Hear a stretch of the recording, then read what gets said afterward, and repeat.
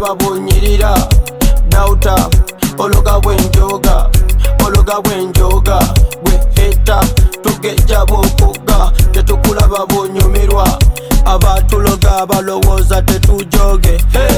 baloga bwe tujoga abatusiranya olowooza tebakoowe newe kabula kati emitima gyaffe ebitangala buli atutambala tetusaba mukama mwongere kuwangala kuba mutonzi waffe yasalawo ne bunwanyisa nveewo so your body right kulemesa otulo kujoga ne wemba na kusangawo just tuli blessed ekyo kyotamanya your bad energy omutima gwe kwekunya mujja kuba fine mulina oguma kube yatuweera ye yabama dauta ologa bwenjoga gwe heta tugeja bokoga tetukulaba bunyirira dauta ologa bwenjoga gwe heta tugeja bokoga tetukulaba bunyumirwa yo kuba kupakasa na kukola nnyo kulaga kitone na kutoba nnyo wano tetulina muzanyo tuli babijo right now you got enough you don't know wanted obukyala bunoonya baniga bancomerera tetukanya tuzina mubwe tufune ekyanya bufinest bafanye mumpalanya fresh young man ekiriko stapoli gwanyomerwa katemba linda kyali kyapoli yo ebyokuzanya gundi byali byaluli a serious thing kola ya kipatiri dauta ologa bwenjoga gwe heta tugeja bokoga tetukulaba bunyirira dauta ologa bwenjoga gwe heta tugeja bokoga tetukulaba bunyumirwa kiba okulwana nga tokoze bakwawule olwokuba oliko tufuta twemandule gwolowooza mbu twaloga tuwangule gwologa ebyenkoze bikudire kwata kayundo mutwe kokona buuza medula kiki kyemba nkola saba ofune mukama yagula so sikukuba matu kugagala anyway ex ndowooza oli gudu zano bankumisa mundu musanji wange efuta fulu oba mwaddayo kudulu kuba mutonzi waffe yasalawo ne bunwanyisa nveewo so your body right kulemesa otulo kujoga ne wemba na kusangawo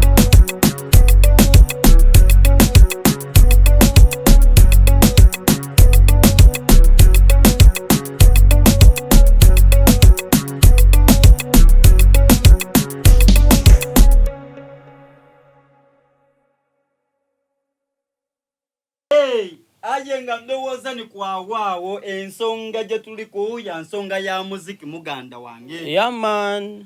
enemba dino gye ng'odemba aye ndiwuliramu okwe fitina ngeri munemba erisinga fitina nyingi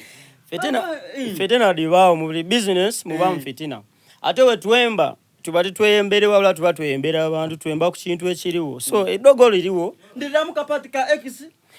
x ndowooza oli gudu zeno bankumisa mundu musanji wange efuta fulu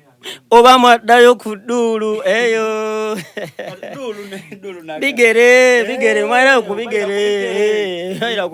ni ddulu yakamotoka kawamu amafuta bayira kubigere yaman ex mukobe omucheckinga kuwabona akali bulungi oba yagwa yaman oyinza n'obawo nga ex yagwa iralo ate nze nalayira nkabwazula iragdagala iloga ex ayi kati nze nindizuula muganda wange nze ba ex ndiduza basi eidula yagwa twagema nayo okubiri kyoko tuwaguya mulavu ati yeguya mulavu ayi kati waliwo omuntu wabaawo oyo yakubamu naye nina mwetanu dange wano mogere oyo wangulo mutwala oguno oyogere exiwo ex wange bike anti nina bangi wenayogera omulala tuba titumale kati kukobere wulira kano ba ex mwana nzijuza basi basaidi chiki bajula taxi bashuga mami abo si babala okategeera ale kati bangi n'abandi nabeerabira nsobola okutuuka ku bitu yakoba young man nti ngana kwera nti nali ku girlfriend wo bakudisa bwetu andisa nti wena waliku yamana akoba ize yama kitawe kiri bamulogera wa kubanga ife munange nze tuwoza bekisi baswika batano tubona ati ndi n'olugezigezi bamulungi we branding gula kamotoka niwe kabakakaire obona zena sekodabala mundimi nga babinga abakazi awera goba sekodabala gobayo Hassan o manager wange gobeta Hassan sekodabala agenda kufa bufi era akobya ajja kuwa amafuta ide busiya ni sekodabala mu esoke kube mutuwa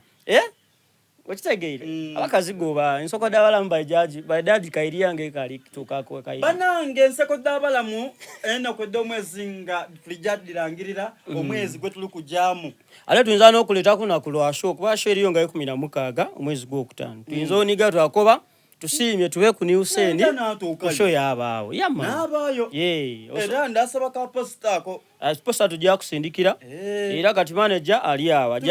tulangire yala n'ekivulu yo nga 16 May tugenda bera busi abana abengo mwesi mwiche mumbwagire kunine charity concert sheno mainly kuyamba batesobola cause nina charity foundation togere mu lulimi lule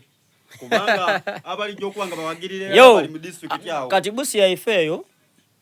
esoloza buli muntu yo boda yesoloza buli omuso tukozesa ni meaning kati tukozesa nono yebusi so abana abengo mwesi ametande obozi young man omwembi wemwe eyakyuse enkudi mu lusamya ngambalanga mwesi endalo kyomwesi nge 16 okwo muche mumbwagire huine charity concert aho Wemba Selonji muche mumbwagire okuingi ohuingira choba kasanvu VIP mtwalo kibiri tebe mtwalo 10 mtwalo 2 ne mtwalo 3 muche hunyumire muche huyamba abandu abatesobola no wade nobo ulese ndi unyalo tube bitabo pads chabahana unyalo tube sindu shosi this is charity